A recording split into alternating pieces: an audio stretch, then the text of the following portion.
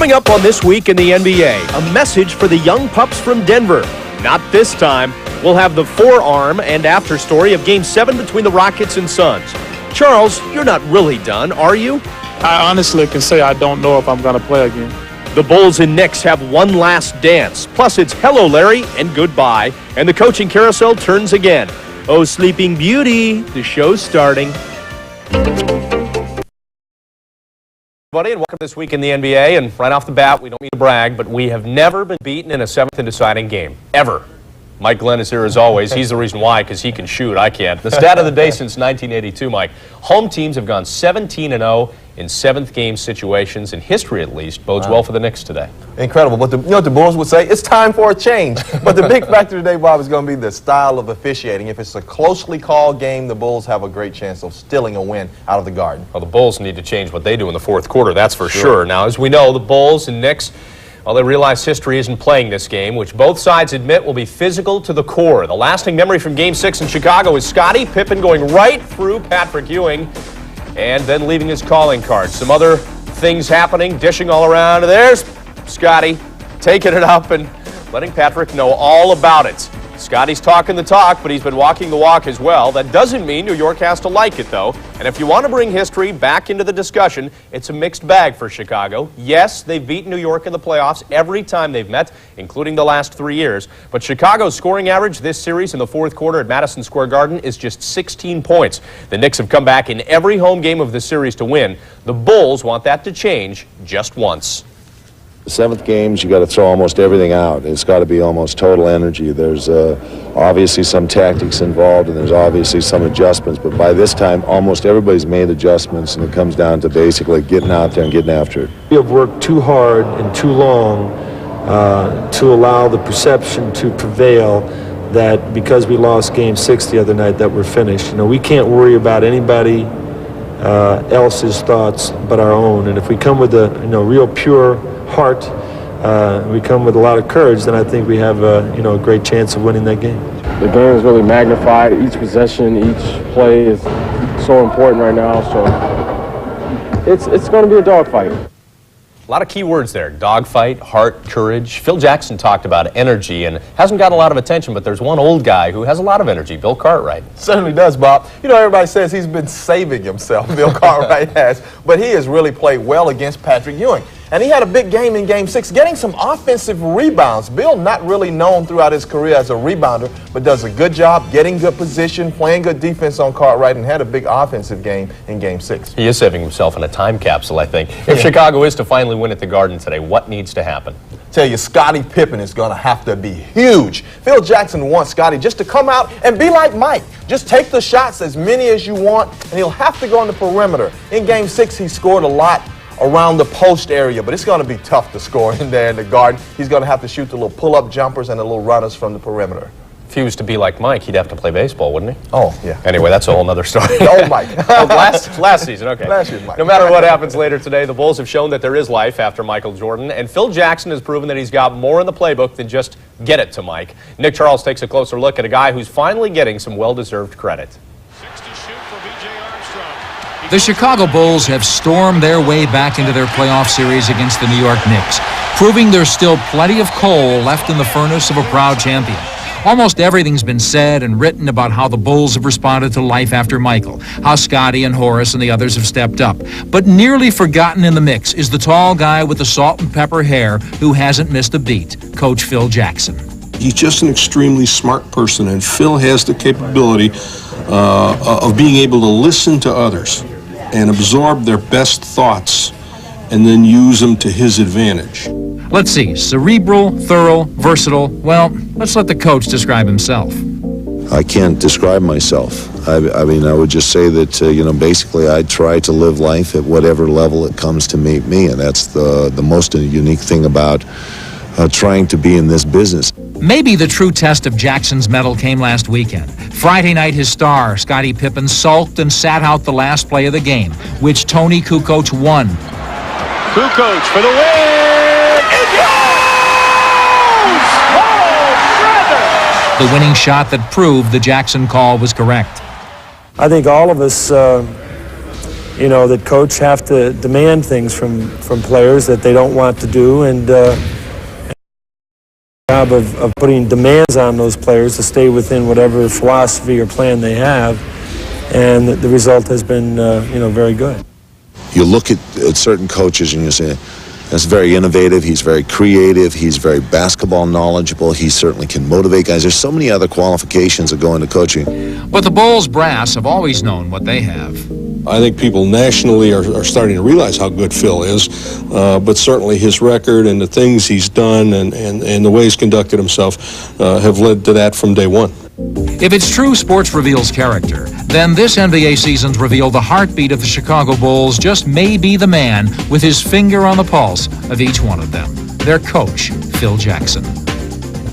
A lot of talk about Phil Jackson, what he's done with this team, how far they've come. What's his best asset as a coach? No, Bob, I think he gets input from his staff and his players. He treats them with great respect. Got that from Red Holzman, who he played from. He thinks a leader is best when you kind of don't know he's there, but you let the players think, we did it ourselves. And another one of those crucial games later today. Don't touch that dial unless you want to send an electric jolt through the tube.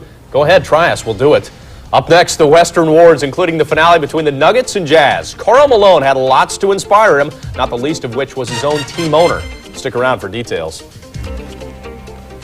Our Georgia Pacific delivery of the week took place at Chicago Stadium Friday night. Scottie Pippen on the fast break, finishing with authority with the big-time jam over Patrick Ewing. Our delivery of the week. Delivery of the week brought to you by Georgia Pacific. Whatever you dream for your home, we help you build on your imagination.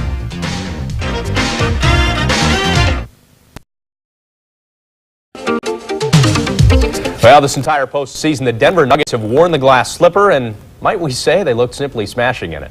At any rate, the glass finally shattered yesterday when the Nuggets tried to squeeze the slipper on one more time against Utah in the 7th and deciding game of their series. This one at Delta Center. There was Dan Issel. Could his team do it one more time? Well, KARL Malone had an answer. Look at the fake here as he goes baseline for the big jam. Then he was not finished there. Here he takes on Brian Williams. Look at the little bump. He's able to hang in the air and get the little running hook to go. He finished with 10 points in the first quarter. But Denver wasn't going to let him run away. Dikembe Mutombo blocking Tom Chambers, and then he starts the transition. Brian Stith will finish up. The problem was Denver didn't have anybody that scored over 17 points and shot just 38% in the game. Still, they were down by just 8 at the half. Second half, Malone keeps working, this time with a dish to Ty Corbin, and the Jazz lead is back to 15. A lot of trouble for the Nuggets at this point, Mike. Well, Jerry Sloan looking for some more offensive answers and finds Jeff Hornacek, who runs across the middle with a little floater, and he finished big with 18 points for the game. KARL Malone finishing the biggest of all, 31 points, 14 rebounds, right over to Dikembe, and then he says, you know, great series, 7 games, but not this time. The final was 91-81. Was KARL Malone inspired by that Game 7 situation or the inflammatory comments made by team owner Larry Miller earlier in the week? Whatever, it worked. The Jazz are back in the conference final after finally shaking the pesky Nuggets. My teammates sensed that I was on playing with a lot of emotions, and they got the ball to me, and I was able to make something happen. He's really stepped his game up, and he's come through for us time and time again. I think today is just another perfect example of that. You lose 3 straight in the playoffs. It puts some question marks in your mind, but I'm really proud of this team. They hung in there. I mean, all the momentum and everything was on their side, and we just didn't crack. We might have been a little tight tonight going into this game because it did mean so much going to the Western Conference Finals, but I'm very proud of what we accomplished. I'm proud of these kids, and we'll be back. Well, that's for sure. Let's not feel too bad for Denver. I mean, they're very young, and they did a lot of growing up during these playoffs, didn't they? They sure did. Found a way to win now. Robert Pack did a good job at the point guard. I think we can look for him there, and found their new go-to guy, Dikembe Mutombo. Well, speaking of the Jazz, remember that TV series years ago starring McLean Stevenson called Hello, Larry? What happened in Salt Lake City on Tuesday night was even worse than an episode of that show. KARL Malone had a stone-cold first half against Denver, and Jazz owner Larry Miller went to Utah's bench to tell Jerry Sloan to give Malone the hook. But that was just one of the plot twists. Moments before the second half started, Miller got into a scuffle with some Nuggets fans, one of whom filed a complaint with the police. The fallout was that Miller missed the final 2 games of the series and saw the error of his ways. I feel badly that I have embarrassed the franchise, the city, the state, and my own family. I've embarrassed myself to Utah fans and Denver fans alike. I'm sorry.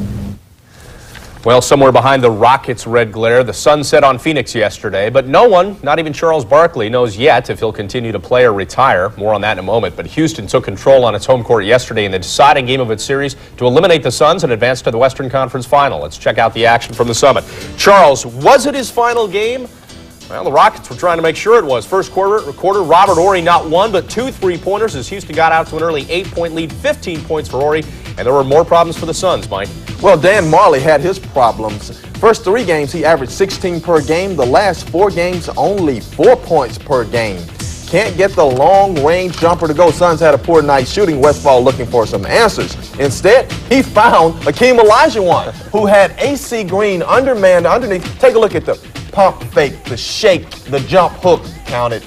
Oh, by the way, that wasn't the only time that AC Green was a victim. How about this? Late in the fourth quarter, the turnaround jumper over AC. Rockets leading it by 10. HAKEEM would finish with 37 points. 5 minutes left. Houston's lead was down to 5. But outside, Sam Cassell rips off the 3. He finished with 22. That was another key for Houston as they won it 104-94. So the Rockets becoming only the second team in history to come back to win a best-of-7 series after dropping the first 2 games at home. HAKEEM got a lot of help from the perimeter guys. Meanwhile, Charles was hampered by a groin injury. And the back is always a sore point. In fact, Barkley's back will dictate if he'll be back next season. Meanwhile, the Rockets keep rolling. I'm so proud of this team, especially after the gigantic hole that we had to climb out of. And, you know, they've done it right from the beginning of the year. It's a great deal beating this team. You know, it wasn't easy. They're experienced, very good team, and we pulled together and won this game. We learned a lot from this series. I'm not here to like make people wonder or all this other stuff. It's simple. If the doctor can make me feel better, I'm going to play. If he can't, hey, it's been fun, and it's been unbelievable.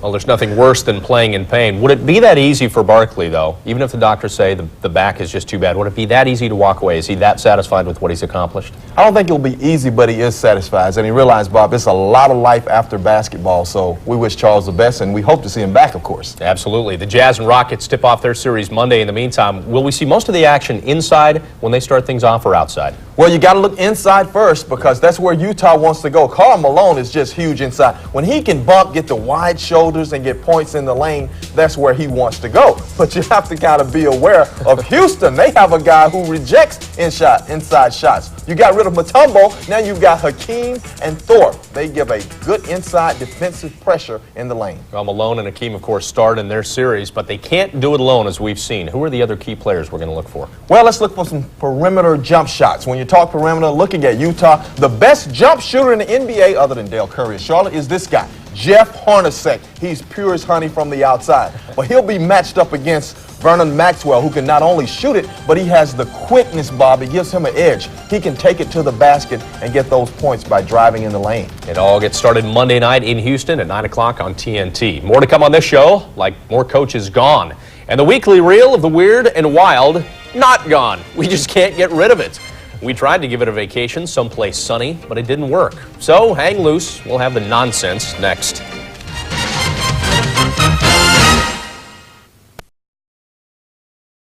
Spin that wheel round and round, pick a head coach and shoot him down. I put Mike through that just because I wanted to torture him. More changes on the coaching carousel this past week. On Monday, the LA Clippers fired Bob Weiss after just 1 season at the helm. The Clippers drifted through the season, finishing last in the Pacific Division with a 27-55 record. Then Thursday came and the axe fell on Portland's Rick Adelman. The move surprised some people. After all, Adelman had won 64% of his games in his 5+ seasons as head coach, and he took Portland to the NBA Finals twice. But the brass felt a new direction was needed. In Big D, he's back. 62-year-old Dick Motta returns as the Mavs head coach, a job he held for the first 7 seasons of the franchise's existence. Motta takes over for Quinn Buckner, who was shown the door after his first season. So there have been 5 changes made since the end of the season. 3 spots have been filled. Motta took one of them. Del Harris replaces the Magic Johnson experiment in Los Angeles. And Wes Unseld picked former Sixers head coach Jimmy Lynam to succeed him on the Bullets bench. And it kind of seems like there's a trend developing. The hip ex-player as coach, a la Buckner and Magic, is out, It seems like the old sages are in. Is that what you're picking up? Yeah, you do see some of that, Bob, and it's kind of surprising to me. The biggest thing is going to be communication gap. You're going to need an interpreter, particularly when you talk about a guy like Dick Mata, who's got a few years on him and has got a lot of success, but can he even communicate with Jamal Mashburn? Does that mean they have to put an extra guy in the payroll? I guess, I guess interpreter. So. You and I can fill that role. We can interpret. We can do that. There's something on the side, you know. We're neck deep in the playoffs now, and that means one thing and one thing only. For those still in the hunt for the ring, it's do or die time, as you're about to find out.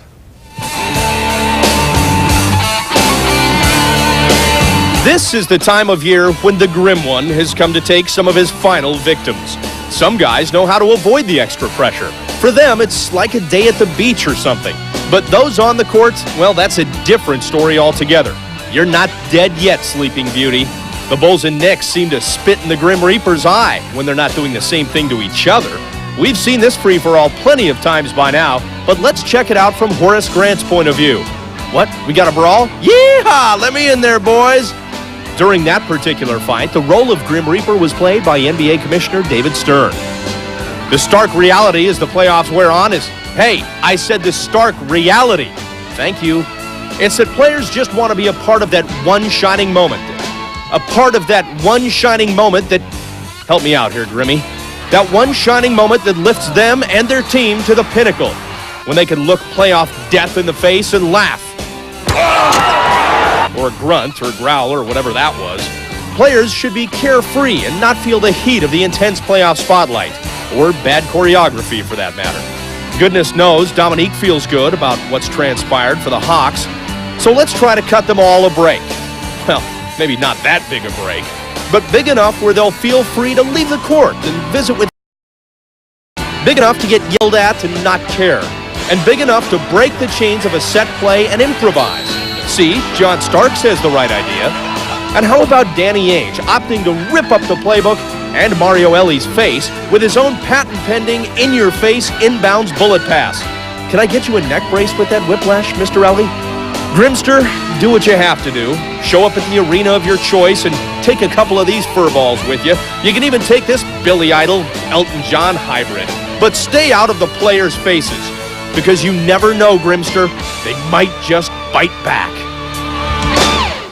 We've got a little more business to take care of on This Week in the NBA. We're your one-stop basketball shop. And up next, what's the book value on Heisman winner Charlie Ward now that he's playing in the USBL? We'll shoot the breeze about that right after this timeout.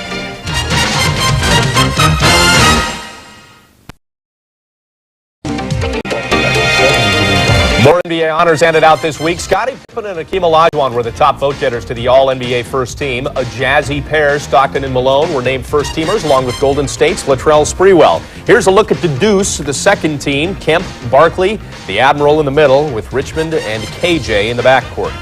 Conspicuously absent, Mike, more guys from the Eastern Conference. I mean, what, these guys can't play D or something? Yeah, you're right. You know, for years the Western Conference didn't get any respect. They thought they were inflated averages with the up-tempo style, but you can't argue with any of those players, other than maybe Mookie Blaylock, who had a phenomenal year. He probably could have been on one of those teams. All right, well, one guy who's looking to make a dent in the NBA is Charlie Ward. Is he making a shrewd career move, or is he playing career roulette? The Heisman winner played his first 2 games this past week as a pro in the USBL as a member of the Jacksonville Hooters. He made his debut Monday night, hit for 20 points, and had 7 assists. Friday was even better.